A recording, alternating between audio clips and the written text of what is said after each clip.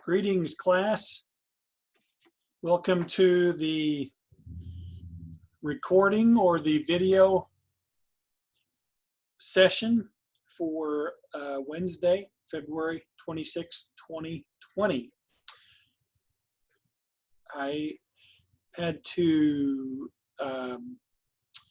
officiate a funeral today or Wednesday, so that's why I am gone. But we're going to cover the presidency of Woodrow Wilson and finish up what we started on Monday. And you should see the slides now. The progressive presidents. Remembering that we're talking about these three, Roosevelt, Taft, and Wilson, and not Flo and the progressive insurance representatives. Although they have some great commercials, I must admit. Let me make this a little bigger, which will help your eyes. And then what I know will be helpful to your ears is I will only try to make this a half an hour instead of the full 50 minutes. So how's that sound? Then remember, there will be another activity for you to do over the weekend, and it won't be a video of me. It'll either be a video about probably introducing you to World War I, since that's where we are going to be going in on Monday, and as you begin chapter 21, also called The Great War. Or maybe I'll have something that you can read and interact with in that way. So be looking for that Friday on the course homepage. We concluded Monday's talk comparing the diplomatic approach of Teddy Roosevelt, who was the first progressive president. And remember, he was the man whose favorite saying, or one of his favorite sayings, speak softly and carry a big stick. So his diplomacy came to be known as big stick diplomacy.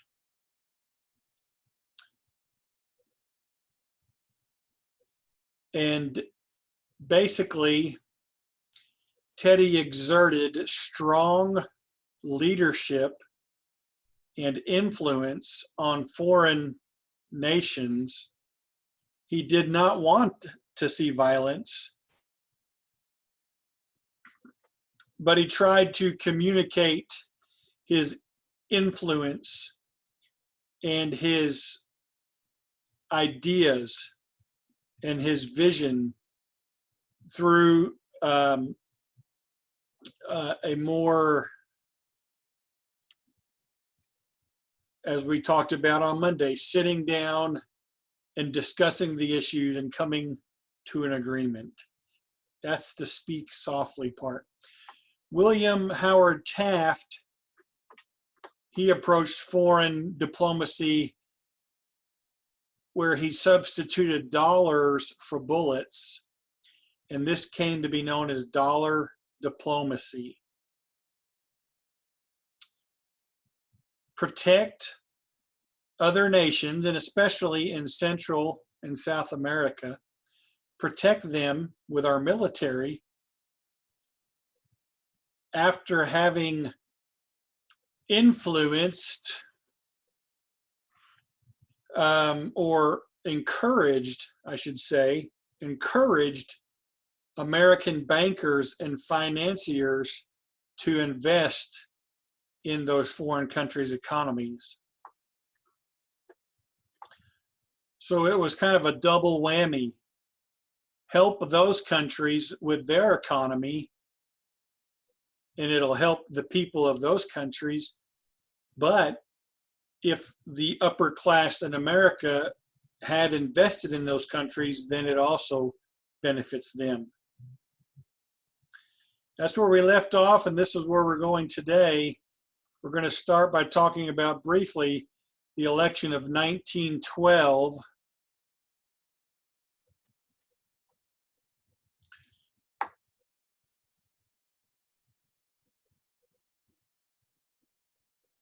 Remember, Teddy became president in 1901 after he was actually vice president and President McKinley was assassinated, and Teddy became president, and then he won re-election in 1904. So he served until the end of 1908, and then Taft served 1909, 10, 11, and 12. And then this is one of the most interesting elections in American history to study. You had Taft, the Republican, running for re-election, and the elephant is a symbol of republicanism. New Jersey Governor Woodrow Wilson ran for the Democrats, and they're depicted by the donkey. And then you have this moose over here. What is this? Well, remember, I think we briefly talked about it.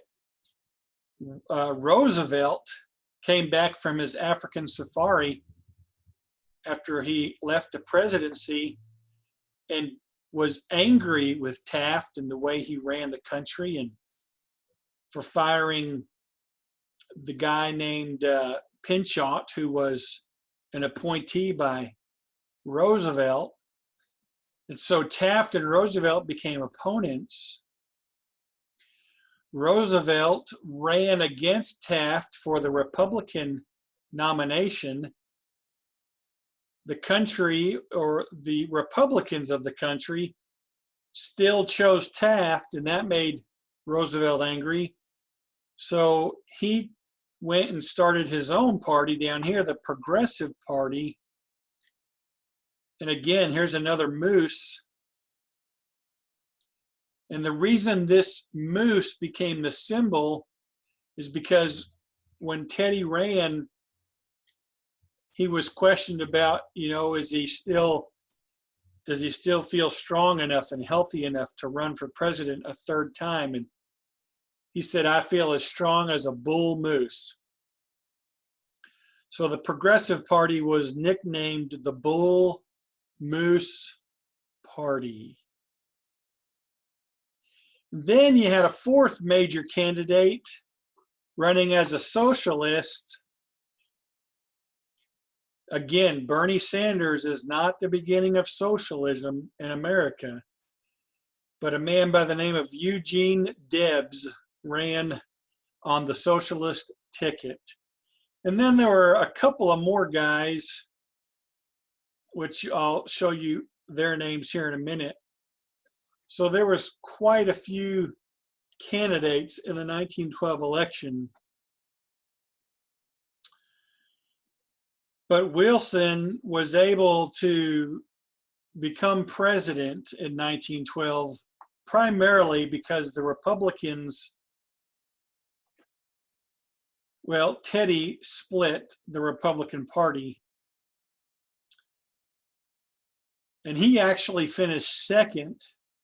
As you can see here, he actually finished second behind Woodrow. But notice that in the popular votes, he got 80 more electoral votes, but in the popular votes, it was fairly close. So here it is right here, 27% to 23%. So that split the Republican Party. That would have been 50% voting for Taft if Teddy had not run. So Roosevelt becomes the 28th president of the United States. Now, Roosevelt was also a progressive. I'm sorry, Wilson became the 28th president.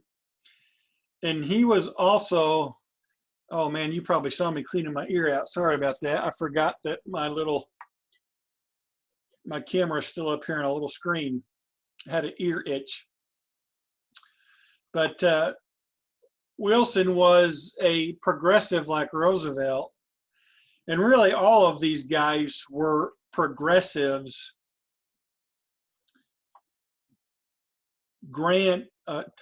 Taft, he would be the most conservative. And then you probably have Wilson. Teddy had really moved farther left since he left office. And then Debs would be to the far left. So that's the 1912 election. Let me see if there are anything that I want you to remember about that.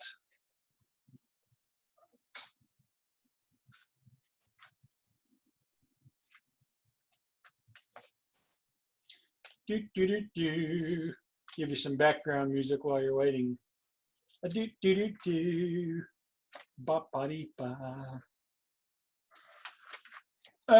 here we go. Okay, so so I'm going to cover that as we get into Wilson. Wilson, let me go back up one more time. So Taft was the conservative Republican. Debs, the liberal socialist. And the word socialist brings up a scare to Americans because of communism and socialism so closely related. Communism being an extreme form of socialism. So conservative, very liberal socialist. Teddy called his new policy the New Nationalism. New Nationalism. Some of the things that Teddy wanted to do was develop a minimum wage, which would be a living wage that people could survive on and actually do better on. Teddy also put women's suffrage on his new national platform. He wanted women to get the vote. Teddy also wanted to see reform in campaign finance. And then another major thing, which didn't happen because he didn't get elected, but it came 20 years later with the election of his fifth cousin, Franklin Roosevelt. Teddy basically wanted to pass what would be a kind of prototype of Social Security or government-sponsored insurance. He wanted a federal social insurance that would help the unemployed, the handicapped, and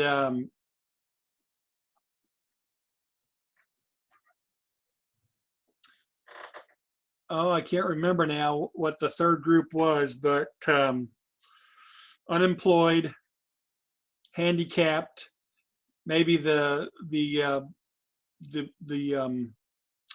lower class poor. New Nationalism. Wilson ran on a platform called the New Freedom. Right here. And again, Wilson was much like Roosevelt. They thought big business needed to be tamed or controlled. Big monopolies or trusts should be broken up. The banking system, the finance system in America needed to be repaired. And they both felt like tariffs only benefited the rich and that needed to be remedied.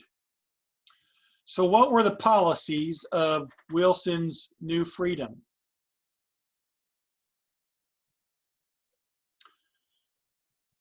Such as Roosevelt had the 3 C's, remember, in his square deal,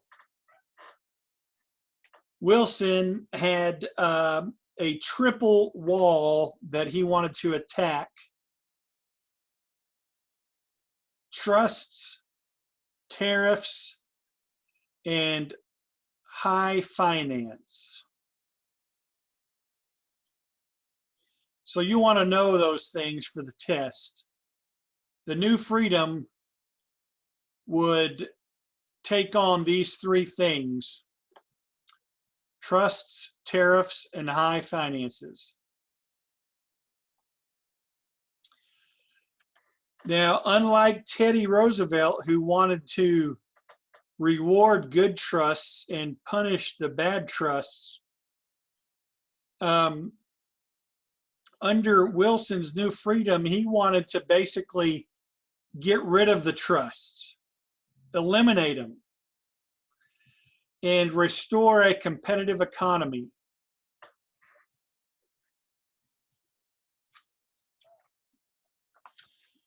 Now, they never did get rid of the trusts, but one of the bills that was passed during Wilson's first presidency, you can see there, is the Clayton Antitrust Act, which basically strengthened the Sherman Antitrust Act. And what the Clayton Act did was it prevented companies from acquiring stock from another company. I'm going to pause this for 1 second.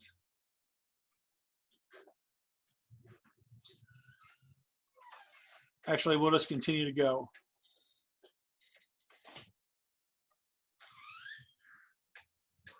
This act also supported workers' unions.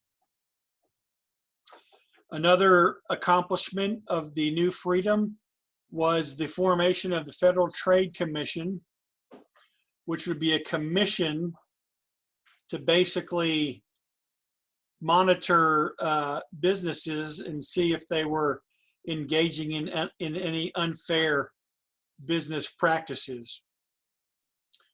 So this goes along with the theme of progressivism. They are protecting consumers from businesses, big businesses, and especially business fraud. During Wilson's time, the 16th Amendment was legalized, which gave us a federal income tax.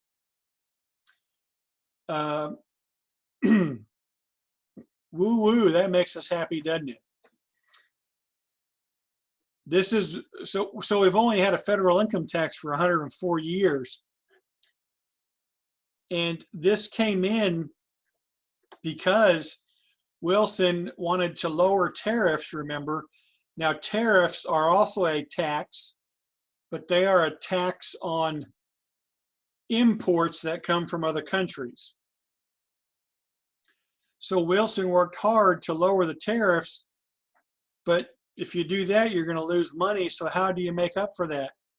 Well, the 16th Amendment is passed, and we get a federal income tax, which is it's a sliding scale income tax, which means the poorest people pay like 2%, I believe it was, and the richest people at that time only paid about 7%.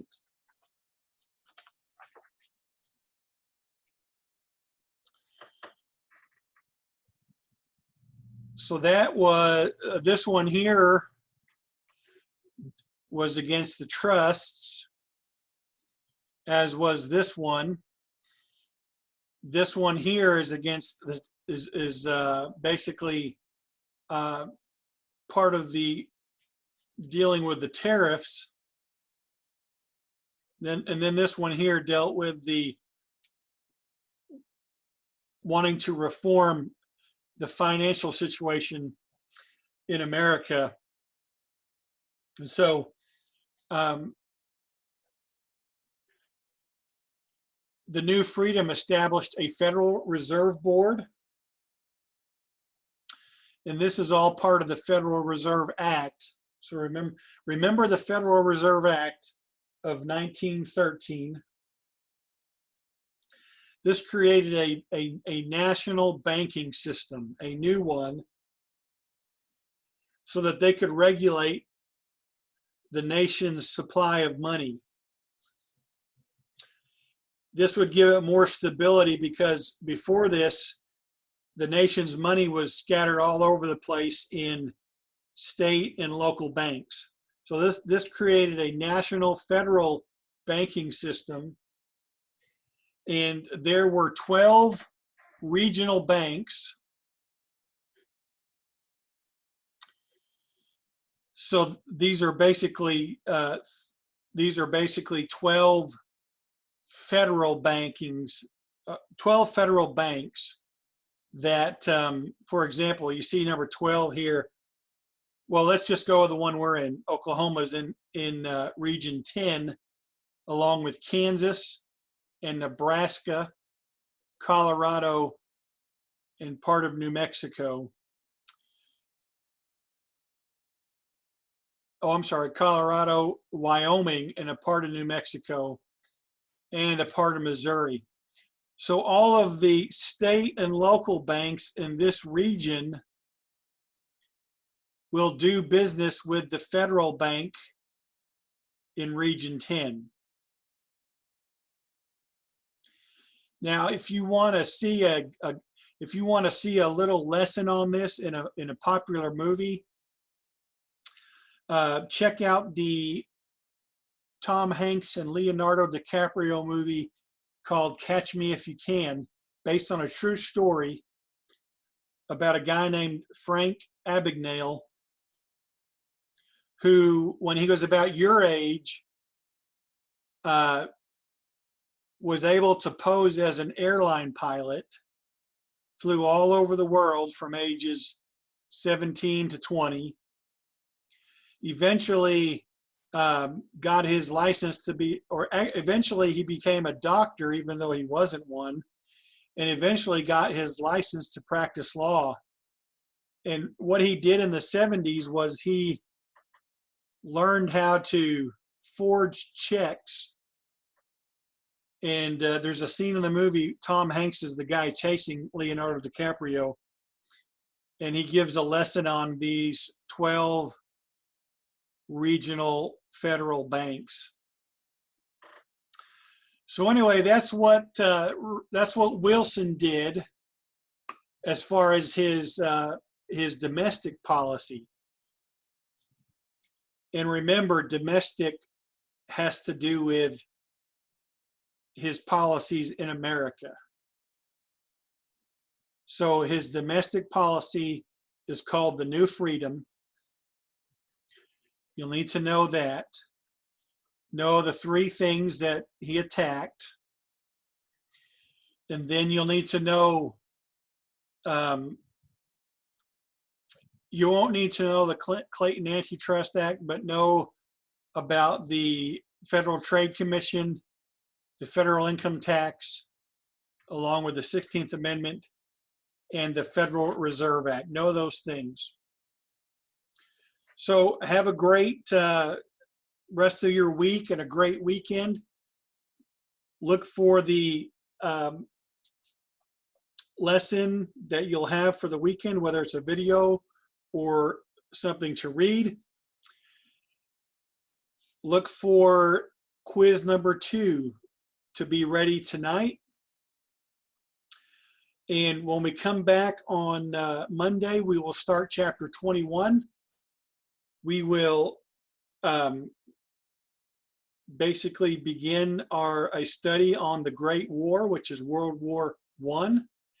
And we will see what President Wilson's foreign policy was. And I think I mentioned it once. Remember, Roosevelt was big stick diplomacy. Taft was dollar diplomacy.